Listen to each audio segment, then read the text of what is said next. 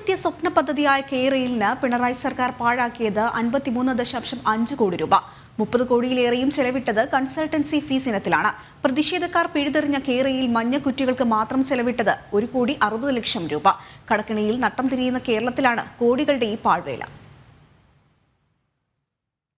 കേന്ദ്രാനുമതി ലഭിക്കില്ലെന്ന ഉറപ്പായിട്ടും സ്വപ്ന പദ്ധതിയായ silver line വേണ്ടി പിണറായി സർക്കാർ ചെലവിട്ട കോടികളുടെ കണക്ക് കേട്ടാൽ ഞെട്ടും. കെ-റെയിൽ പദ്ധതിക്ക് ഇതുവരെയായി 53 കോടി 56 ലക്ഷം രൂപ ചെലവിട്ടുവെന്ന വിവരാവകാശ രേഖയിൽ വ്യക്തമാകുന്നു. കൺസൾട്ടൻസി ഫീസ് ഇനത്തിൽ മാത്രം പാഴാക്കിയത് 30 കോടി 31 ലക്ഷത്തി 87,702 രൂപ.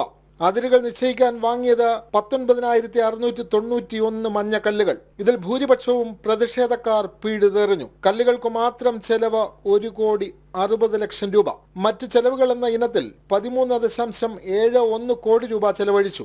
ഇത് എന്ത് ചെലവെന്ന് വ്യക്തവുമല്ല. കെ-റെയിലിന്റെ രൂപരേഖ തയ്യാറാക്കാൻ 26 ലക്ഷം രൂപ വേണ്ടി വന്നു. 40,12,000 രൂപയാണ് പരിസ്ഥിതി ആഘാത പഠനത്തിന് മാത്രം വേണ്ടി വന്നത്. തിരുവനന്തപുരം കാസർഗോഡ് ഏരിയൽ റഡാർ പഠനത്തിന് 2 കോടി 8 ലക്ഷം, മണ്ണ് പരിശോധനയ്ക്ക് 76 ലക്ഷം, രൂപരേഖ പുതുക്കാൻ 65 ലക്ഷം എന്നിങ്ങനെ നീണ്ട പട്ടിക വേറെയും കാണാം. സിൽവർ ലൈൻ നടപ്പാകാതെ പോയെങ്കിലും ഈ പേരിലെങ്കിലും കോടികൾ ചെലവഴിക്കാൻ കഴിഞ്ഞതിന്റെ ആഹ്ലാദത്തിലാണ് ബന്ധപ്പെട്ട അധികാരികൾ. ജനം, തിരുവനന്തപുരം.